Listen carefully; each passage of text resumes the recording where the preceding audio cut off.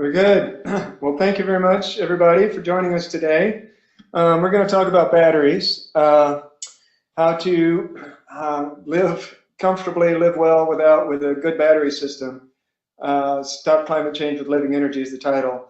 We've learned a lot about nickel iron batteries at Living Energy Farm, and we'll talk about that. And we're going to talk about it at the end of the presentation. We didn't intend Living Energy Farm to be a technology development center in the beginning, but we have become that. We've had to figure out a lot of things on our own. You can't go to a big box store and buy all the tools that we need. And I learned a while ago about some ideas about how to run power tools directly off of solar panels. And of course, my to-do list is really quite long, and only got to it in the last week of doing the experiments, and it worked out amazingly well. So at the end of the presentation, we're going to have a minor diversion and show you how to run old-fashioned power, circular saws, drills, anything, any of those home power tools. We'll show you how to run them straight off the solar panels. But let's start talking about batteries. So when we talked about the high voltage DC last week, the daylight drive system that we use, we put a warning in there that high voltage DC is more lethal or more dangerous potentially than high voltage AC electricity. You don't want to mess around with it. In building code, at least in this part of the world, 48 volts is the difference between high voltage and low voltage. Anything above 48 is considered dangerous. Anything below 48 is considered not so dangerous, although I actually know a person who was killed by a 48 volt wire, but that's quite unusual. Certainly when you're dealing with battery voltages in the 12 to 24 volt range, there's no particular danger of electrocution or serious shock, but batteries have the capacity to generate tremendous amperage. And amperage is what heats wires up. So while batteries are not going to electrocute you unless you put a whole lot of them in series and get a high voltage, they can melt wires very quickly. They can make a lot of sparks. They can burn your house down if they're not set up properly. So if you don't have any experience with this, you don't know what you're doing, then please, you're taking your own risk. I strongly recommend with any battery set, at the very least, put a fuse on it. What is even better than a fuse is a DC breaker system. This picture I have on my screen is a set of DC breakers from, I think they're from Midnight Solar, if I remember correctly. But a lot of the solar companies have DC breakers, and they're not the same as AC breakers. They're going to be more sensitive and more accurate than a simple fuse. But just be aware, you can't be hooking up small wires to batteries without some fusing. The fusing of the breakers needs to match the size of the wiring, and somebody who knows what they're doing needs to help you figure that out if you don't understand it yourself, so you don't get a bunch of sparks and burn your house down. All right, so let's go through and talk about standard off-grid design. What I have up on the screen now is a worksheet from Northern Arizona Wind and Sun. They're a good company out in Arizona, surprisingly. We've ordered equipment from them. They have good information. Off-grid solar has become an extremely rare thing. A lot of people are doing grid tie now, specifically because of bad batteries. That's the biggest reason. But we're going to walk through kind of the design process and see how it is people get led down a rabbit hole instead of making intelligent design decisions. So this is a simple list of a bunch of appliances you might have in your house. I just pulled this off their website. So if you were trying to design an off-grid system, they would refer you to this worksheet. You're supposed to go on this worksheet and decide, well, this is what I got to have. Well, there's a well pump. I got to have that. Well, I got to have my coffee maker, but maybe I can give up the toaster, whatever. Now, this is all by watts. Watts are fairly easily converted into amps, and you add a time component under that to get amp hours. Those are all simple mathematical equations. So you look at this timesheet, you check off all the things you feel like you got to have. This is also from Northern Arizona Wind and Sun. So from that previous sheet, you write down your appliance, how many of those you have, and the wattage. You fill out this whole sheet, and that gives you your total power demand. Then you have an idea of how big your system's supposed to be. In most cases, the system turns out to be way bigger than you thought. So you go back and say, hey, what's going on? And they'll tell you, well, you got to trim it down. You know, maybe you can get rid of that coffee maker, get rid of the toaster or something. Otherwise, you're going to have a really big, expensive system. So you try to trim it down some. Most systems end up with 1,000 amp hours in a ordinary, that's a fairly modest system. A lot of systems end up with bigger numbers than that. So then they sell a lot of kits. Northern Arizona sells kits. A lot of other companies sell kits as well. These are the kits from Northern Arizona Wind and Sun. Now these are simply the electrical, the PV panels, charge controllers, inverters, that side of the kit. These kit prices do not include the batteries, which is a big expense, or the solar panel that fits on your roof, because the rack that goes on the roof has to be customized or has to match the roof, the pitch of your roof or whatever. And so the solar rack itself is not really expensive, but the batteries are quite expensive. So these solar kits, these are considered ordinary residential solar kits. This is just the first page I pulled up. They start at $5,000. That's a fair chunk of money. And these are not huge kits. These are again, small end residential kits, and this is not including shipping and not including batteries. So that's your next step. You figured out how much power you need, figured out what kit size you need. Okay, so I'm going to pick one kit or the other. Then you go to the big bugaboo, the batteries. Again, this is simply the first page off the Northern Arizona site. You come here and start trying to figure out batteries. From those previous sheets, you got an amp hour equation, and maybe you consulted with the people at the company that's selling you the equipment. And these batteries are rated by amp hour. Now that is a specific mathematical equation. We're going to talk a little bit more about what that mathematical equation means. But let's just take the first battery on the list there. That's a 250 amp hour battery, but it's only 6 volt. So you got to pair them up to get 12 volts. If you wanted a decent system, like I said, most people aim for 1,000 amp hours. A lot of people go quite a bit bigger than that. So that would be 8 batteries and a 12 volt system. That would be $2,700, $2,696. Now that doesn't include shipping. So you're going to add maybe 50% under the cost of these batteries to ship them, because they're big, heavy lead things. Now, of course, if you want a 24 volt system, that's going to work a whole lot better. That would be $5,392 plus shipping, which, you can easily get up, $7,000, $8,000, $10,000 putting in just for the batteries, putting in what most people consider a decent system. Then you got $5,000, $6,000, $7,000 for the electronic crap. You pay the installer, you're up in a few, $20,000, $30,000. Some of these systems can get quite expensive, depending on what you're doing, how big of a system you want. So battery degradation, this is the bugger. Most of these lead acid batteries, they're in serious decline after 5 years. Certainly 6, 7 years, they're not doing much. It depends. Sometimes you get lucky. I once saw a lead acid battery go 9 years. It's the only one I've ever seen. I've seen friends of mine I saw one friend of mine spend $3,300 on a solar battery set, and the thing died completely in 3 years. So anyway, if we take these two systems, the first 12 volt system, not including battery shipping costs, your degradation is probably about $540 a year. 24 volt system, you're looking at maybe $1,000 a year battery degradation. And these numbers are probably about 50% low, again, because we're not counting shipping costs. I don't want to hassle these folks to figure out all the shipping on this stuff, just for an example. But this is really the reason that there is no off-grid movement. These battery degradation costs just wipe people out. And of course, when you're buying the system, they're not going to tell you all this. They're going to say, oh yeah, those batteries, they'll last 8, 10, 12 years. They're not. They don't. They never do. Particularly if they're neglected, you might only get 3 out of them. But even if they're well taken care of, you're not going 10 or 12 years. Not going to happen. So, you buy, let's say, a $6,000 battery set. 5 years later, that thing is nosediving. You can't keep your equipment alive. And you go back and it's like, oh my God, another $6,000 battery set. I'm spending $1,000 a year on batteries. That's the reason people don't live off grid, in a nutshell.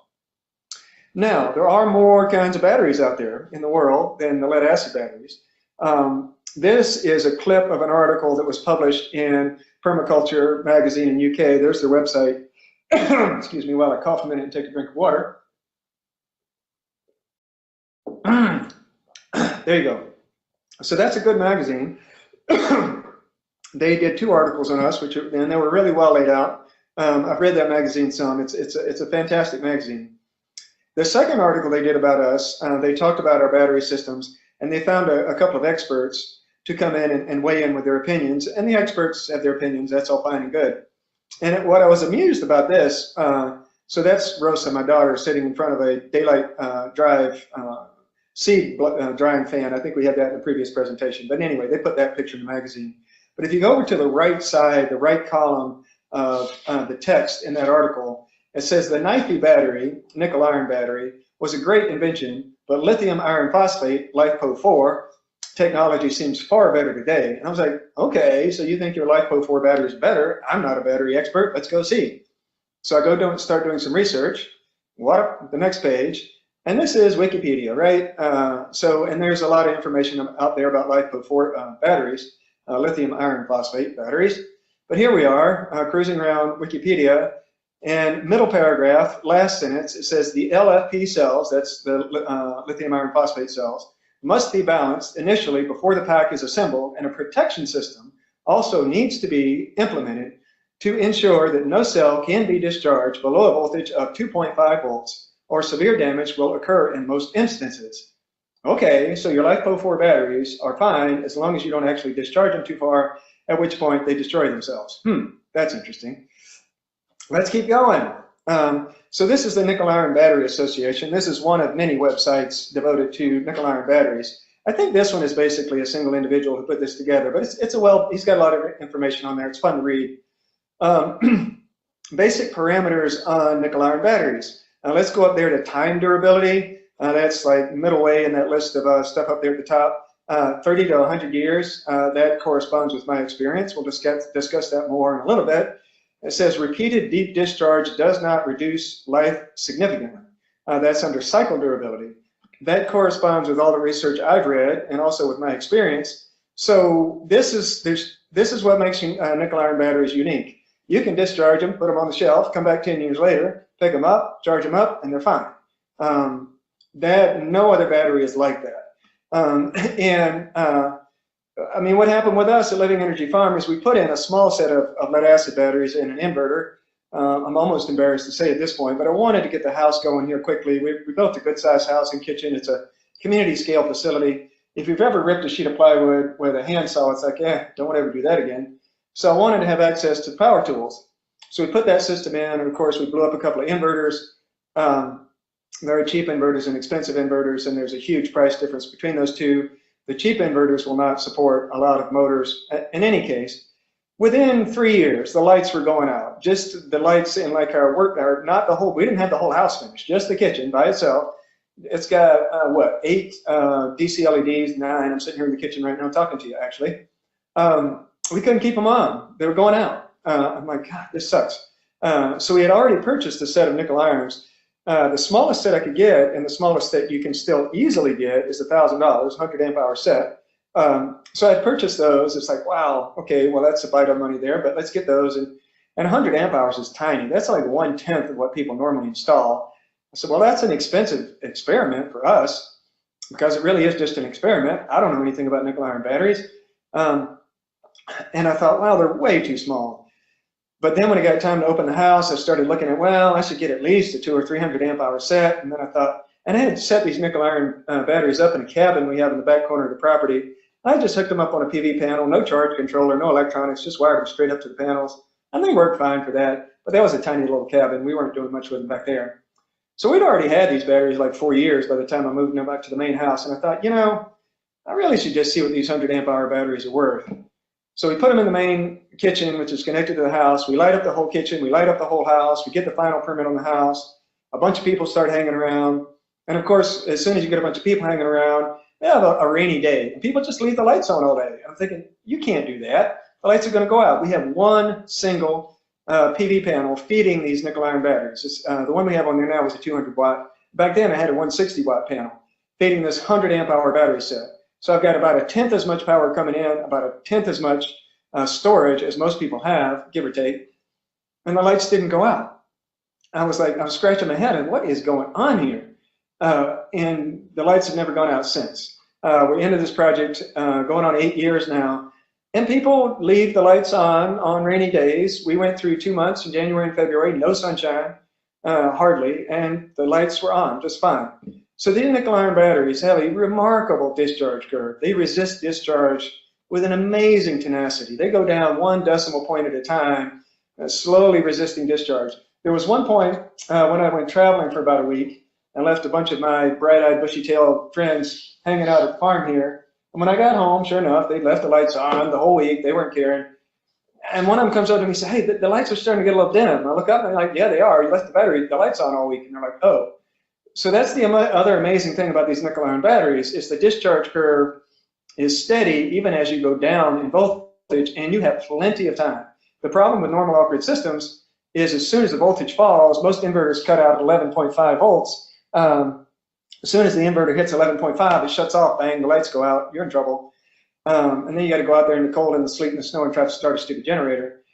So just from personal experience, all mathematical, theoretical stuff aside, we have kept the lights on in our community for years now with a small set of nickel iron batteries, and I'm utterly convinced and enthusiastic about these things. Let's read a little bit more of this website before we go on, though. If these batteries are so great, why does nobody have them? Why does nobody even know about them? When we got our charge controller, we have a modern Midnight Solar charge controller. They're a good company as far as I can tell. It's like a modern state-of-the-art MPPT controller.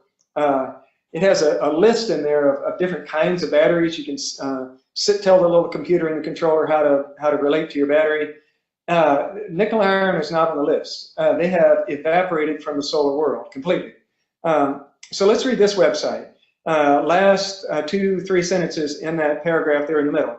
It says the reason for meaning the nickel iron batteries, disappearance in the North American market is largely due to the Exide Corporation's decision to abandon the technology in 1975 after purchasing it from the Edison Storage Battery Company for several $1 million. The reason for acquiring the manufacturing process to make NiFi batteries and then simply abandoning the technology is unknown. Exide remains the second largest manufacturer of lead-acid batteries in the world. By the way, that friend of mine who spent $3,300 on a set of lead-acid batteries that only lasted 3 years, those were Exide batteries. So there you go, Exide. Okay, computer, give me the next page. All right. This is my daughter Rosa with one of Edison's original stainless nickel iron batteries. This battery, as far as we can tell, maybe it's 100 years old. It's ancient. It doesn't have a manufacturing date on it. It was an old coal miner's lamp, and it still works. So there are lithium ion batteries. There are lithium iron phosphate batteries. There are lead acid batteries.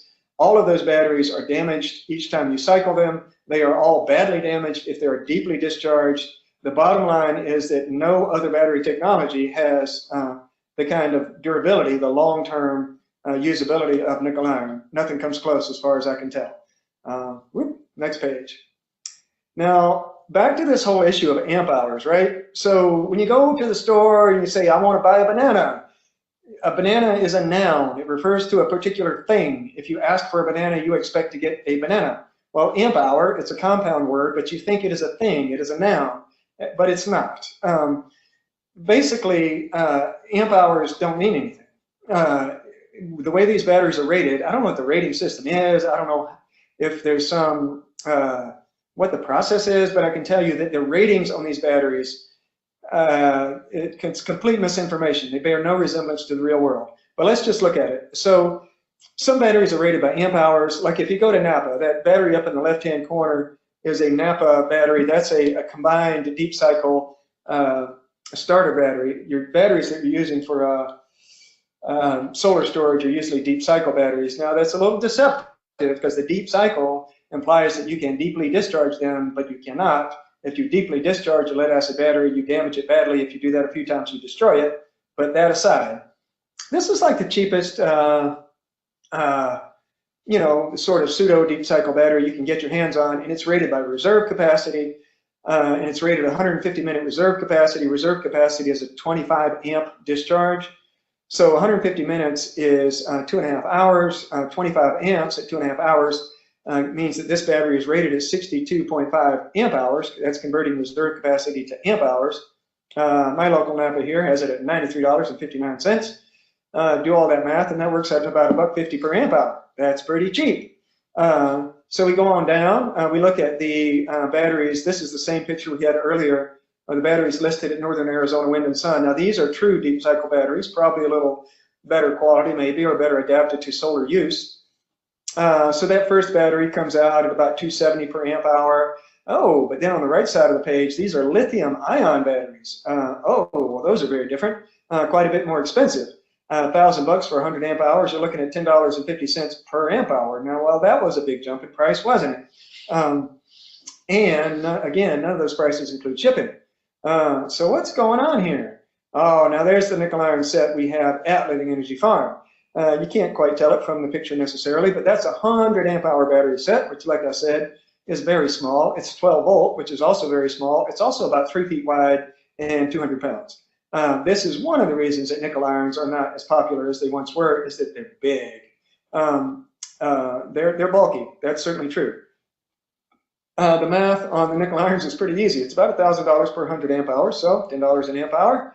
Oh, interestingly, if you go to Iron Edison, they are a distributor of nickel irons, and now they have the lithium iron phosphate batteries as well. Their smallest set of lithium iron phosphate batteries is $14,900. Whew. Makes my $1,000 nickel irons look cheap, don't it? So you do the math on those, and you're at $931 an amp hour. So, wow, those are expensive too. Whoop. Yep, all right, let's keep going here. So there's our choices. Well, hey, come on, computer, behave. So there's your choices. We just looked at some batteries where everything that was lead acid was like $1.50 to maybe $3 per amp hour. And then when you hit nickel iron, lithium ion, or lithium iron phosphate, all of those batteries, those are all $10 an amp hour. And when you added up your worksheet back there, you remember all those watts? Well, that added up to a boatload of amp hours, right? Except in this, I didn't like search around to find some special worksheet to make fun of anybody. I mean, this is just the standard procedure. This is the standard procedure for designing off-grid systems. But wait a minute, they've got like waffle iron and microwave, popcorn popper, all this stuff on here. It's like, do you really need all that? So if you look at the red stars on this sheet, these are all the things that we do with daylight drive or daylight charging at Living Energy Farm. So I didn't put red stars beside all the power tools because we've got about 24 different shop tools. But yeah, we do our shop tools with daylight drive, no problem. Refrigerator, freezer, yeah, that's daylight drive, no problem. Computer, my wife was looking over my shoulder as I was doing this. She said, you should go down and check. We got a CD player and a DVD player and all that. It's like, yeah, okay, fine. So yeah, we have all the entertainment crap we want. Daylight drive, no problem. Daylight charge it. We've got manual, automatic washing machine. I don't know what the difference between those is. But yeah, we got a manual washing machine. Daylight drive got on that too. Furnace blower, yep, daylight drive there too. Pulling heat off the roof. We talked about that last time. So we can wipe all the really vital stuff off of this sheet with our daylight drive system. And then, okay, well, the blue stars up there, that stuff, you really shouldn't ought to be cooking food with solar electricity, right? If you're cooking food, you should be doing that with something that makes heat. So the blue stars or stuff, don't do that with electricity. Do that with something that makes heat. So that gets us all the way down to nothing but lighting, and that's what we have at Living Energy Farm. And okay, our worksheet says 40 to 100 watts. Well, we don't have a 40-watt bulb on the property. The biggest bulb I have is 9 watts. Most of our bulbs are 3 watts. I walked around the whole farm, found every light bulb I could find, tied into our nickel iron set, and we're talking, we have an 8-bedroom house that we put interns in. We have a separate kitchen. We have a shop. We got a fairly big-sized facility here. I added up every bulb on the property, and I got 110 watts. And of course, nobody ever turns on every light in their old house and kitchen and shop all in the same time. So we're never actually using 110 watts, but that's what we have.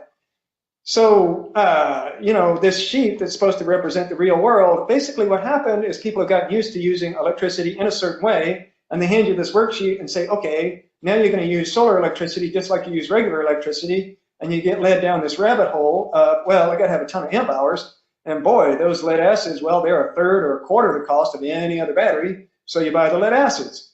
Well, that's a rabbit hole. It's a make-believe world. It's not the real world. In the real world, you have choices. Now this is a little $10 amp hour meter that I picked off of eBay, and it sort of kind of almost works.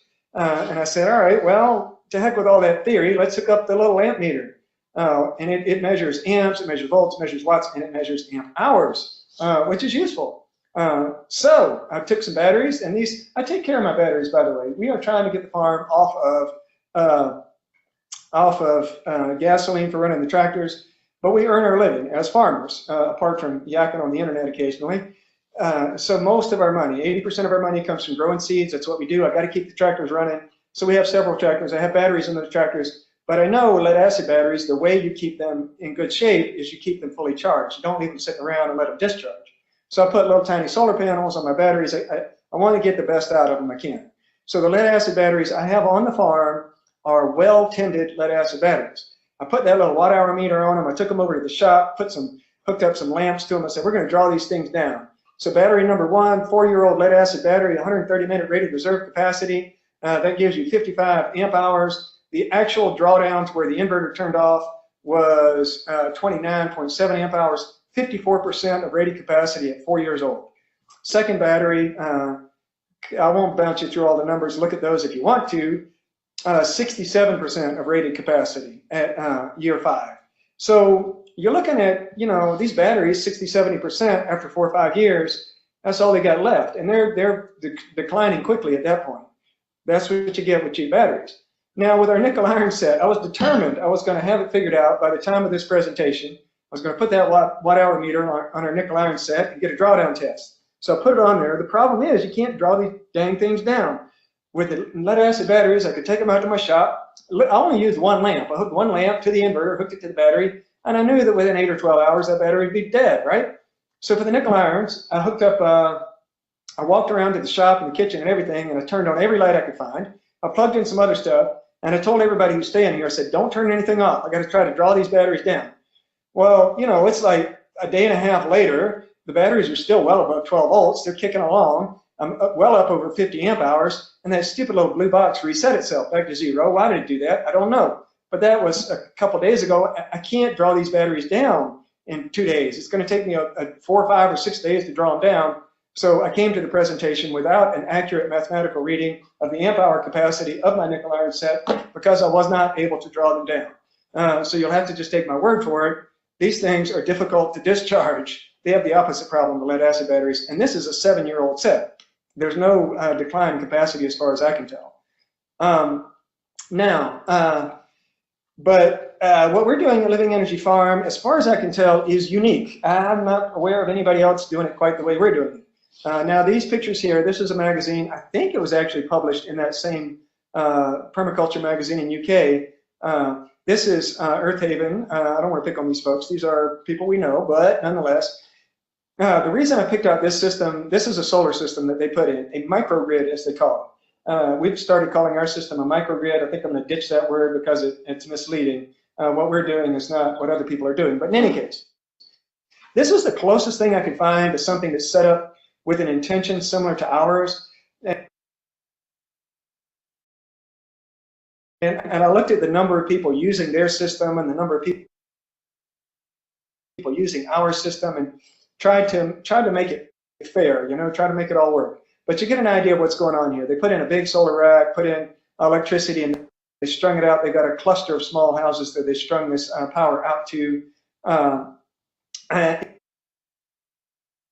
And I got the numbers. The woman who wrote that article is a friend of mine. I said, and she sent me the numbers. This is exactly what they spent. This is how big the system is, all of this. And as far as I could tell, their system was serving. They have a lot more transient people than we do, so it was a little hard to figure out exactly what was fair in terms of scaling. But I decided that they were serving twice as many people as we were, so I adjusted all the numbers for that. Basically cut their system in half. So all the numbers here, whether or not they say per capita, it's actually cut in half, as if their system were half as big as it is, because I think they're serving more people than we are. So that said, the comparison between these two systems is pretty stunning. I have acronyms here. LEF is, of course, Living Energy Farm. Conventional off-grid system, that's the system you were just looking at Earth Haven. It's a conventional system. It's lead acid batteries, it's PV panels, inverters, so they're running AC power, all the hardware and switches and all that stuff. You have to make that stuff work. At Living Energy Farm, if you walk around the property and find every PV panel on the property, you've got, it's actually a little shy of 2,000 watts, but 2,000 watts is a nice round number. That system that we were talking about, 4,000 watts, again, that scale, their actual system's 8,000 watts. But to be fair, we're scaling it at half rate. So 4,000 watts comparative.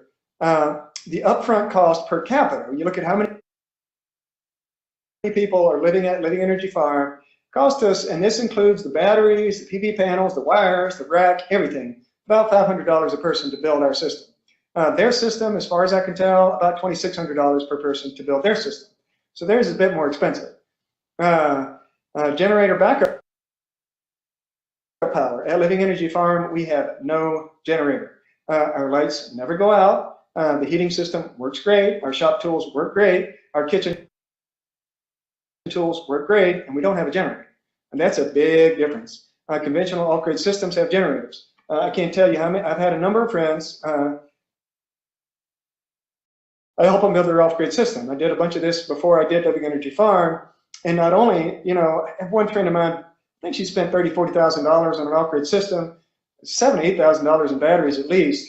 And of course, 6, 7 years later, the batteries are dead. She's, oh my God, I got to spend that much money on a whole new battery set. And then of course, you know, you invite your friends over at Christmas, it's raining, it's sleeting, it's snowing outside, and the lights go out with no warning. And so you climb out there in these little gas engines. You know, an automobile, a car has like, there's a bunch of gizmos on there to make it run in cold weather. Well, these cheap little generators don't have all those gizmos. They do not like cold air, most of them. So they can be a complete miserable pain in the butt.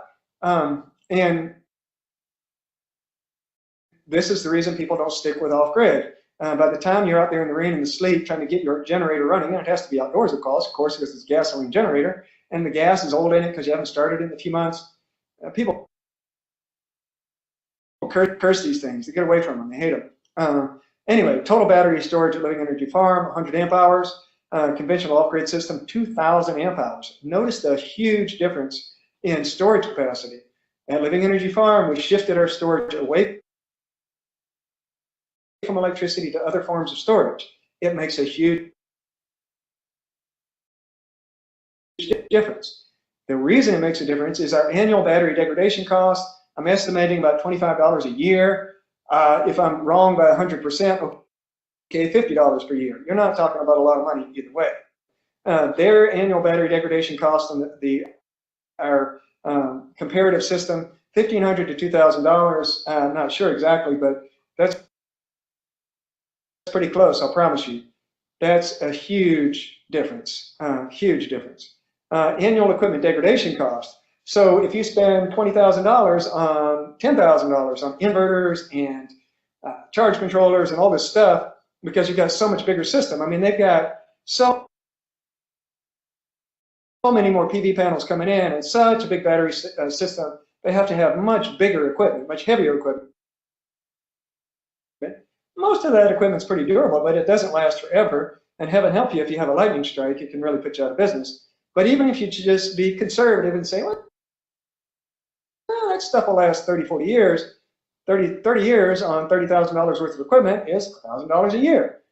So you're looking at a lot of cost in the hardware. Our hardware, I mean, $100 is an estimate, but it ain't much. It's cheaper, much cheaper hardware. And like I said, you can even run these nickel irons without a charge controller if you do it carefully. LEF, support for 24/7 use of appliances. No, we don't do that. Now that's a big difference. So if you want to run a blow dryer at 10 p.m., 11 p.m., remember that last webinar, I might have been a little mean about it. I showed these coal mines and uranium mines, and I said, is your vacuum cleaner worth mountaintop removal? Mountaintop removal is where they destroy entire mountain ranges. They'll take down an entire mountain for 6 inches of coal. So you can't run a vacuum cleaner with our system. Is it worth blowing up a mountain to run a vacuum cleaner? Get a broom, right? So we don't pretend we're trying to support appliances 24/7, and we don't think it's appropriate to do so. So that's a big difference. LEF, now this is another huge difference.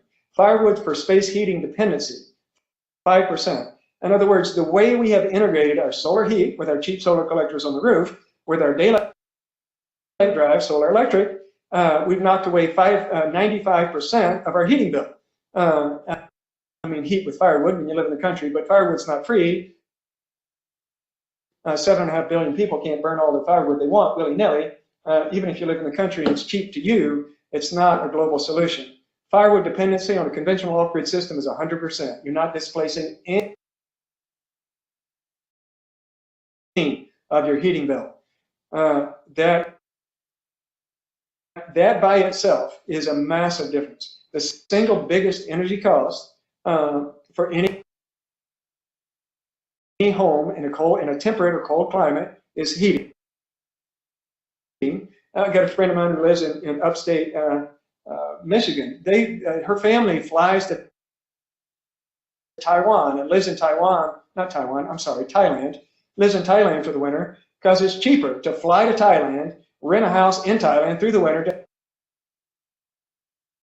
hate to pay the heating bill on their house in Michigan. Heating is a huge deal. Now, a lot of people in the country, in rural areas, burn a ton of firewood and they think they're slick, but there's a massive amount of pollution connected with that firewood, and the EPA is trying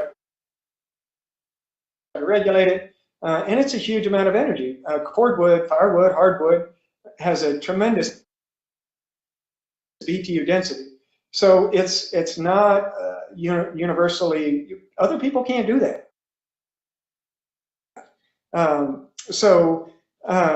This is a big difference between our system and their system. All right, LEF refrigeration. Yeah, we got a small one, daylight drive refrigerator. I talked about that. Sundancer. We're just getting used to it. We've hooked up a different power supply to it. Runs fantastically well. We're going to have a cold beer party this summer. I don't drink cold beer. I don't drink beer, that is. But we're going to bring everybody over and show them that we can air condition our house and drink cold beer the hottest day of summer, all with solar and daylight drive. Conventional off-grid system, refrigeration, yes, I assume they can have full-size refrigerators. They probably spend more money than we do on refrigerators, because when you buy a full-size, high-efficiency refrigerator, that is an expensive system. Living Energy Farm, air conditioning, yes. Whoa, another big deal. Now this I don't want to brag about too much, because aqueous thermal absorption, isn't that a funny term? We're just pumping the irrigation water through the house. Haven't actually gotten it fully operational yet, but that's the plan. I'm pretending we already did it. Not everybody can do that, so I'm not saying that. That is not another one of those things that cannot be universally done, but when you look at the resources around you with a little creative thinking, integrated village level energy system, hey, we get air conditioning for the price of a little bit of pipe. Basically, it runs for free. Conventional off-grid system, air conditioning, no way, can't touch that. Another big difference between these systems, LEF system failure mode, no system-wide failure. Every one of our systems, we got a bunch of different systems. We have one panel charging the fridge, we've got another panel charging the nickel iron batteries, we got a bunch of panels running the our daylight drive system. Any one of those systems could have a problem. They rarely do. I remember we had a PV panel had a bad diode in it once. I had to replace a diode. I can't think of any other times our systems have actually failed. But like if let's say you left the lights on all the time, the lights would start to dim very slowly. If you overtax the water system, we have plenty of water. I can take a hot shower 365 days a year. But if you started to use up too much water, the water pressure would start to fall. So we have slowly weakening systems. There is no such thing as a system failure. Conventional system failure, immediate whole system collapse when batteries weaken. And there's two uses, two contexts of that word weaken. There's the weaken as in what's happening immediately. It drops to 11.5 volts, the inverter turns off, everything's shut down, a bad day. And there's also the weaken that starts to happen around 4, 5 years, 6 with these batteries where they just start to collapse. Either way, your system shuts down. It's like you're fat and happy, and then all of a sudden you're cold and in the dark. That's a big difference between these systems. LEF, support for smartphones, laptops, and internet. Yes, but limited to battery-powered devices. We don't keep, we don't keep our internet connection, all this crap running 24/7. We have modern, high-efficiency battery-powered devices. And by the way, right now I am talking to you using solar electricity transmitted to the internet tower using a solar-powered internet, hotspot, internet connection device. So my part of this interaction is all solar-powered. COGS, support for smartphones, laptops, and internet, yes, 24/7, I would assume. Here Here's another big one. I should put this one in bold. LEF toxic impacts of consumable materials. Very low, no toxic heavy metals. Nickel iron batteries consist of nickel, iron, both non-toxic metals, and potassium hydroxide, which is another word for potash, fertilizer. That stuff is a little bit alkaline, caustic even, but it's not poison, you know? COGS, conventional off-grid systems, toxic impact of consumable materials, high, extensive use of lead, reprocessed abroad. And by abroad, I mean outside of the United States. I read recently, I think it's true, that there's not a single industrial lead smelting facility left in the US. This stuff is so toxic, we don't want to touch it. We send it over. We buy it from overseas. All of our car batteries go overseas where they are reprocessed so other people get poisoned, so us rich Americans don't have to get poisoned. So there's major toxic impact from a conventional off-grid system.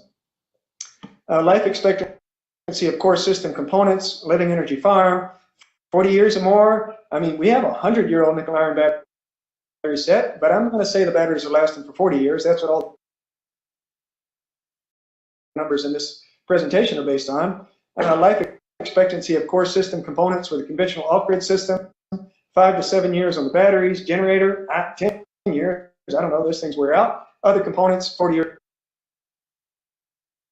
or more, something like that. Okay, now here's a big difference. Living energy farm, non-electric energy storage, extensive. We have a lot of thermal storage, pressurized water storage. We store our energy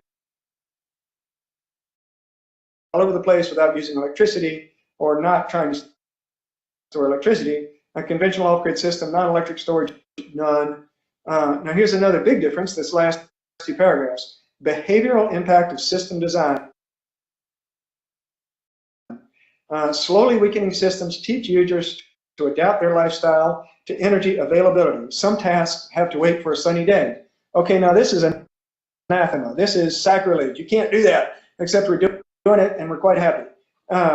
This is really a big deal and what makes our systems work so well. And in fact, we're doing off-grid immersives now. You can come out and join us for a weekend if you want to. Check our website if you want to see that. But anyway, we get a bunch of people come storming out here on the weekend, and sure enough, Friday night, we kind of all got together, we had a big dinner, and we're all talking. Somebody goes over there and turns on the sink and starts doing that thing where they're dumping 5 gallons of water to rinse off each spoon, and I don't even say anything. I just sit there twiddling my thumb saying, you know what, you're going to drain the water tank. Sure enough, that's what we do. So sometime late Friday night, we run out of water. Everybody's neat. You ran out of water. I'm saying, dude, you wash the dishes under an open tap. Wash them in a bowl, in a pan. That's what we do, and you never run out of water. The water system in our kitchen is separate from the house. So even when these dear friends of ours run water out in the kitchen, we got to kind of set up that way on purpose. We want them to run out of water so they can see what's happening. But anyway, you run out of water in the kitchen, you still get to go take a hot shower. So the behavioral system impact of a conventional off-grid system is a little bit complex because with the conventional AC grid, all your capital costs are at the power plant. There's no penalty, no problem for wasting a ton of electricity. So that's what everybody does. The behavioral system design is to encourage waste. With conventional AC grid, a conventional off-grid system is a little bit more complicated because you paid for those batteries. You know, if you spent $30,000 installing the system, and you know it's a limited system, so there's some incentive to conserve and some incentive to conserve with the design of the system. You know, you're going to spend $40,000 on your system, and then the people at the solar company convinced you to get rid of the toaster, so that knocked you down 30,000. But that said, my experience with conventional off-grid systems is because they have AC receptacles,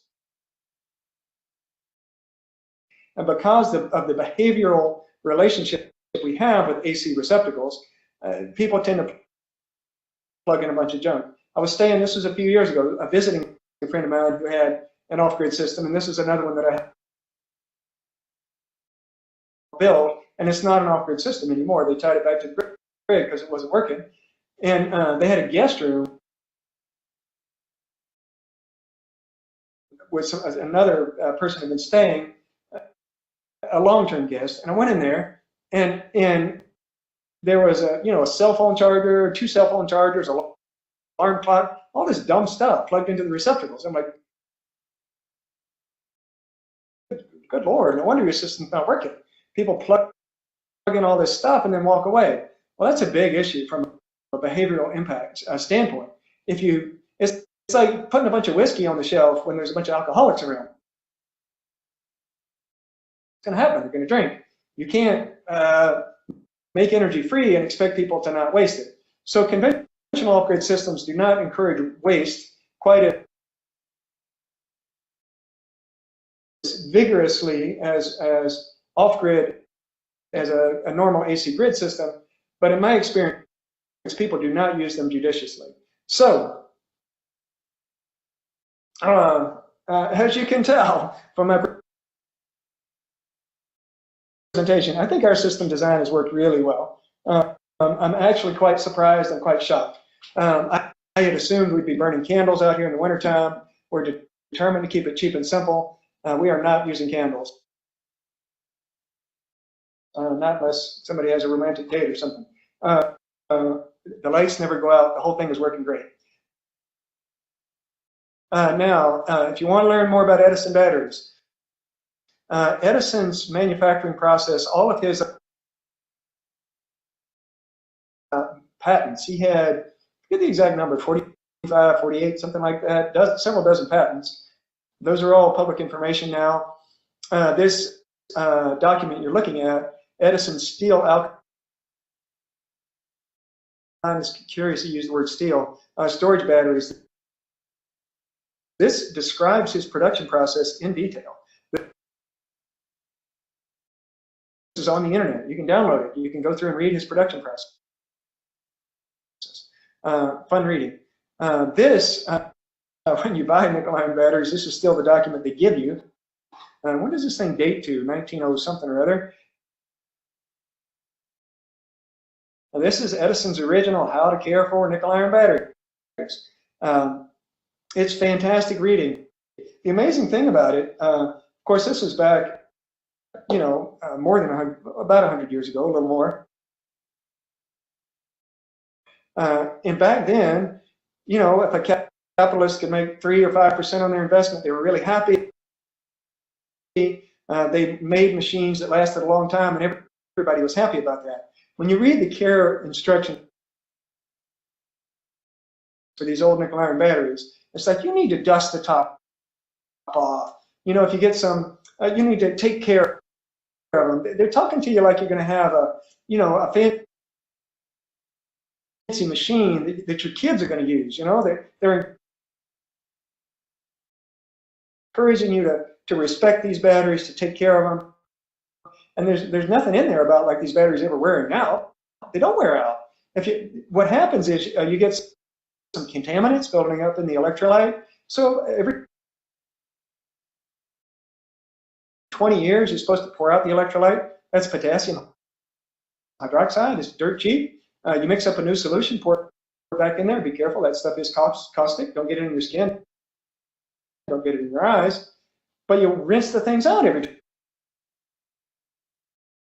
20 years. Okay. So it's very different than the modern disposable, modern approach to making disposable stuff. So what happened at Living Energy Farm? We have been trying to expand our project overseas. I hope we are going to do that. We hopefully have a project going now in Nicaragua, maybe a couple of other places that's ongoing. If you can give some assistance to us, trying to figure out how to ship these nickel iron batteries around the world. Anybody got any brilliant ideas about how to do that? Customs in Nicaragua, what's that like? I don't know, I can't figure it out. But in any case, so the idea of village-made nickel iron batteries has been around for a long time. There's been a number of research projects that universities and other organizations have done to see if it's like, well, you know, they don't have lights in parts of Africa, Asia, South America. Couldn't you set up little nickel iron production facilities in a city or in a village and use these batteries for poor people? But the problem, of course, is poor people don't have money. So there's no, these things, it's an idea, but there's not enough market moxie to get it going. And things tend to get, you know, the habits of wealthy American Westerners tend to become the habits of everybody else, you know. So our use of energy, the way we use energy, and even the way we do off-grid. We've had some contacts with NGOs, nonprofit organizations in India, and they started getting into solar. And what do? They hire solar installation contractors who install conventional off-grid systems. And we just went through the list of problems and differences with the conventional off-grid system versus the system we have at Living Energy Farm. So they put those systems in 5, 6, 7 years, they're dead, and they say, oh, well, solar doesn't work, and walk away from it. Nickel iron batteries just got left behind. So the idea of homemade nickel irons has been around. This is a white paper from a guy named Walt Noon. We found him. He did a bunch of experiments. His white papers are online. But it's interesting because anytime somebody talks about batteries, they talk about plates. Lead acid batteries have plates. Other batteries have plates.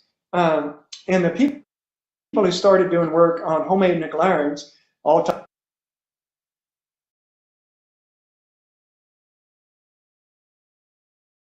It's been around. This is a white paper from a guy named Walt Noon. We found him. He did a bunch of experiments. His white papers are online.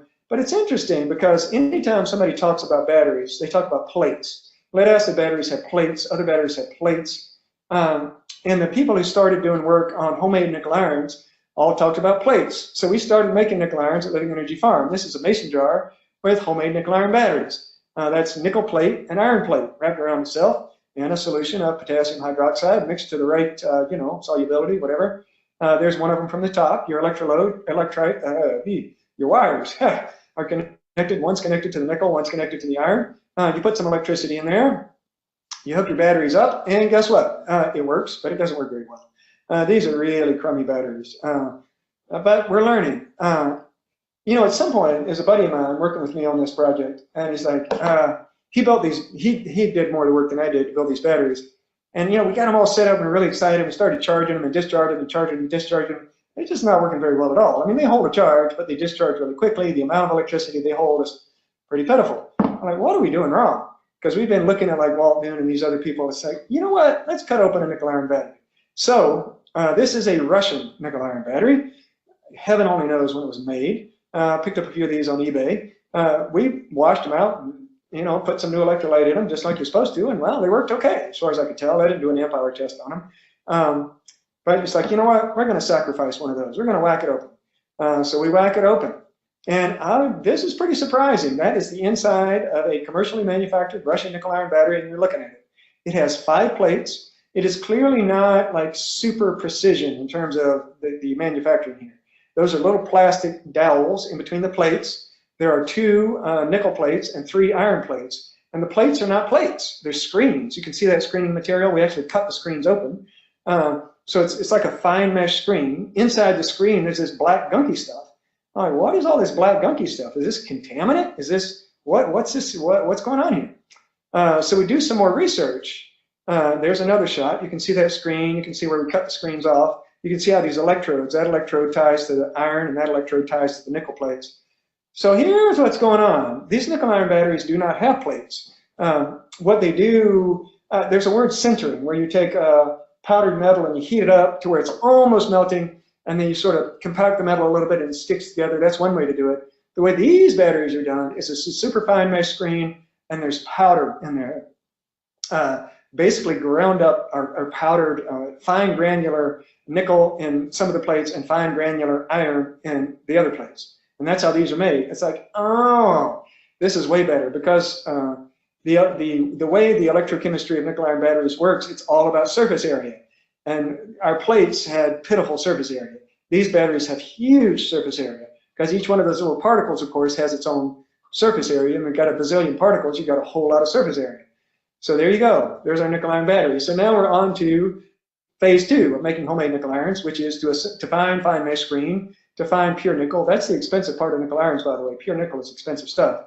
Pure nickel, pure iron powder. See if we can get it all put together. See if we can make it work. And the iron plates, by the way, just ground out to the outside case of the battery itself. And it's the nickel plates that are held electrically separate by these little plastic electrical divider things in there.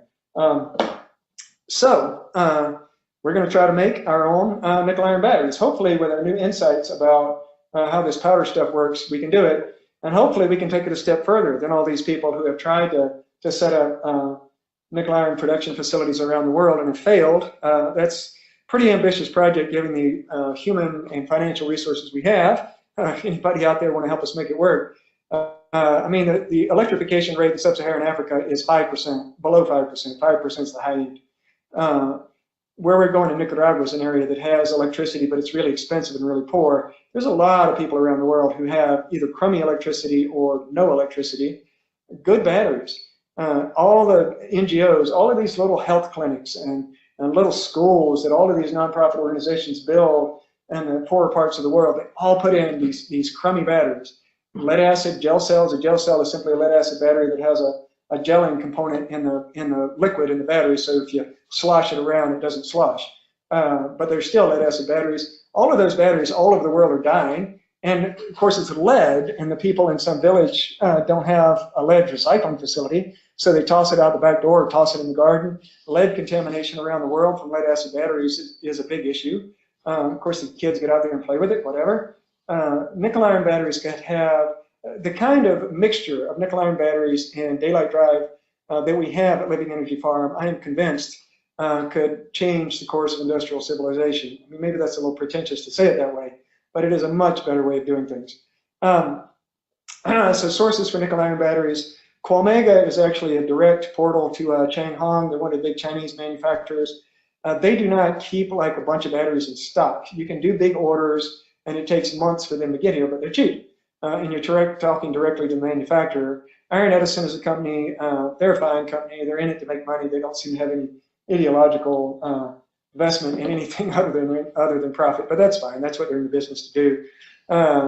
Bimble Solar, as well as this Iron Core in Australia, they both ship batteries worldwide, so even though they're not in the US, they will ship into the US. Now it's funny, because I've talked to a number of different nickel iron enthusiasts, and there are a bunch of them out there, and everybody says, well, you know, our batteries are better than those batteries. And like the Iron Core in Australia, oh, those Changhong batteries, our batteries are better than Changhong batteries. Like, I don't know, I got Changhong batteries and they seem to be just fine. So there you go. Everybody thinks their own battery is the best. That's about what I know about nickel iron batteries. Next week, stay tuned for our next presentation. By then, I think I will have an actual amp hour reading on our nickel iron set. I did not succeed in doing that this week because I was not able to discharge the batteries. But by next week, I hope I will be able to do that. Now, for the grand finale, or to switch gears a bit, you know, daylight drive is really fantastic, right? But you got all these old AC power tools laying around. You got your old circular saws and your Sawzall and all these tools. It's like, man, you're going to throw all these things away? Well, a few years ago, a friend of mine had told me, this is a machinist friend of mine who's helped out Living Energy Farm a tremendous amount. Now, these people who know about old machines, golly, what a lifesaver. He had told me, he said, those batteries, they're not AC, those motors and those old power tools. Now, we're not talking about the modern cordless tools. We're talking about the old-fashioned, ordinary power tools that have a cord on them that you plug into the wall. And when you run the motor on that power tool, you can see little sparks usually inside the motor in there. He said, you know, those motors are not AC motors. I said, really? So I did a bunch of research, and he was right. They're what's called universal motors. a universal motor will run on AC or DC. So a couple of years ago, I thought, let's try this. So I took one of our power saws and I plugged it straight into our 180 volt nominal daylight drive power supply. And our 180 volt power supply actually runs 220, 230 on a sunny day. Well, slamming 230 volts into a motor that's made to run on 110, 120 is asking a lot. Well, that saw took off like a freight train, and it blew the switch right out of the saw. So, yeah, okay, well, that was interesting. But the saw did spin. Well, so I haven't really needed portable tools much. We have our little portable battery tools. I've showed y'all before how we tie those back into the nickel iron batteries, and that works great.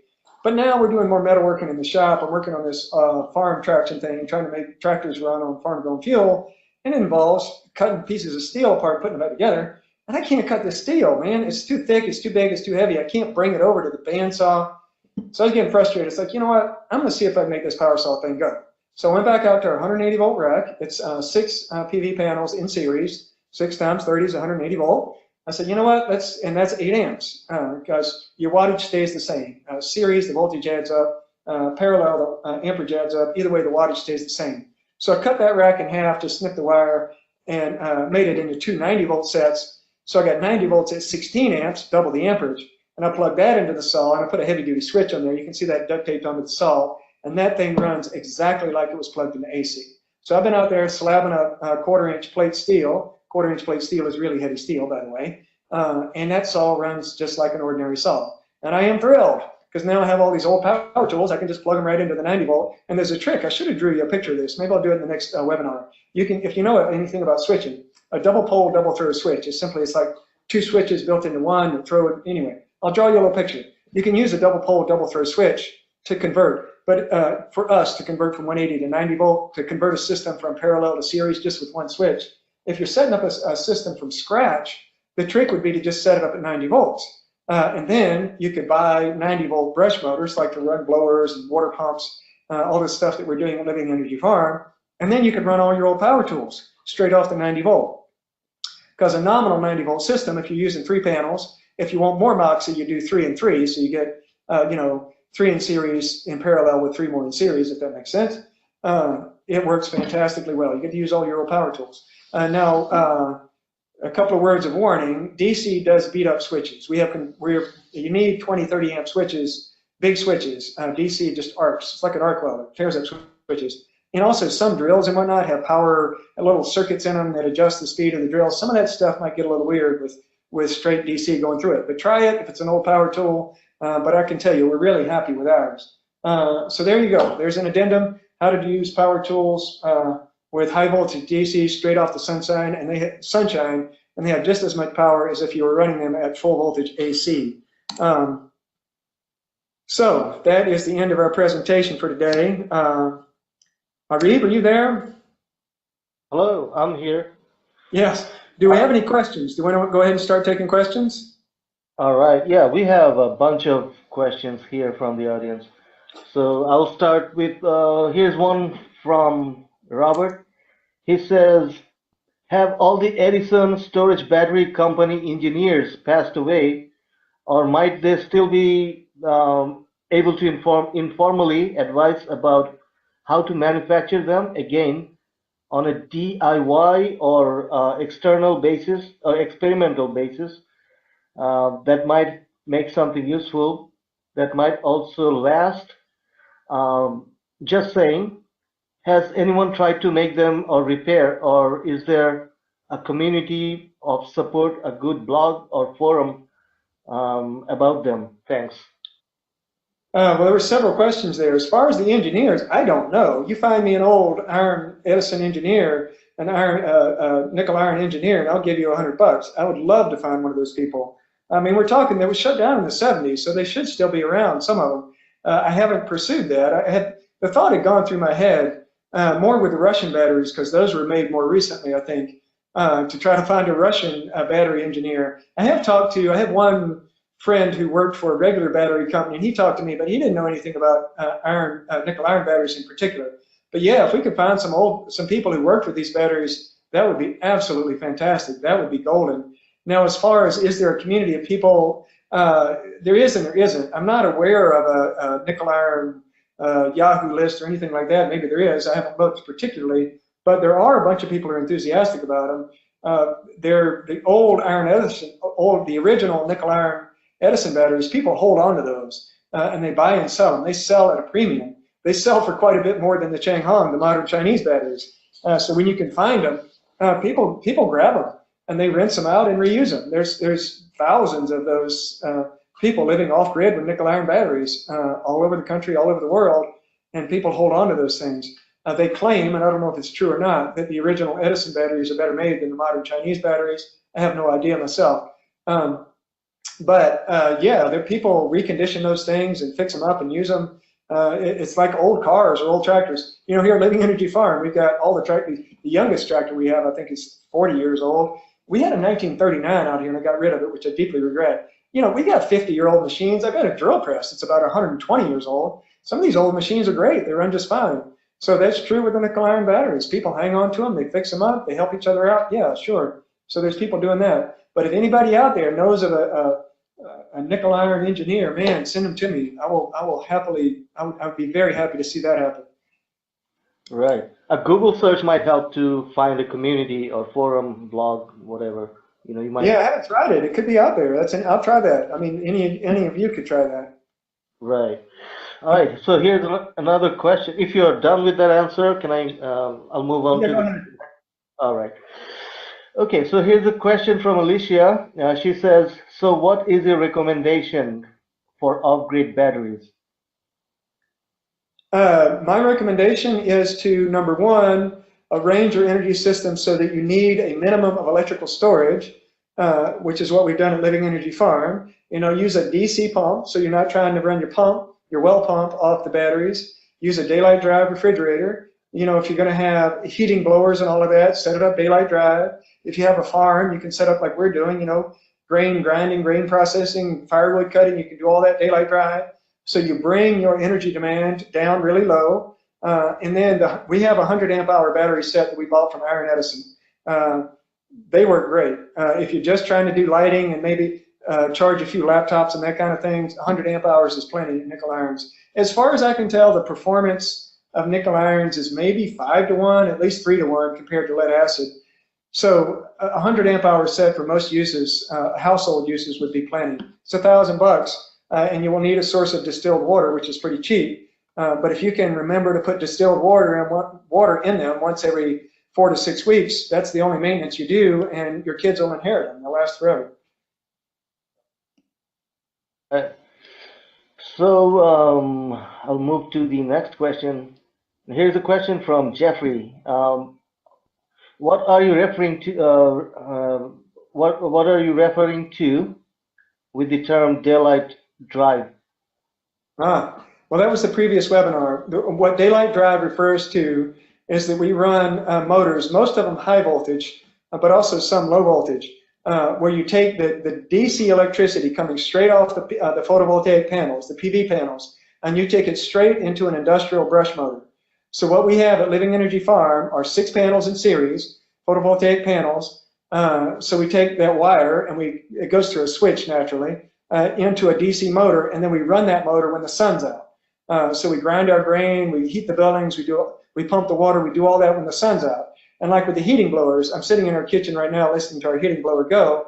When the sun comes up in the morning, the motor starts to turn slowly. As the sun gets more powerful, the motor comes up to full speed. As the sun goes down, the motor slows down and quits. DC motors, brush motors in particular, brushless are a little complicated. Most brushless motors will run with a variable input, not all of them, but brush motors certainly, they run just fine with variable input. So daylight drive refers to running DC motors with the electricity coming straight off the PV panels to run the motor. So we're not trying to store electricity. We're trying to do the work during the daytime. So if I need to cut firewood, I'm not going to cut firewood 10 o'clock at night. I'm going to cut firewood during the day. Why would you cut firewood at night anyway? We grind our grain during the day. We heat the buildings during the day, and then we have heat storage to get it through the night.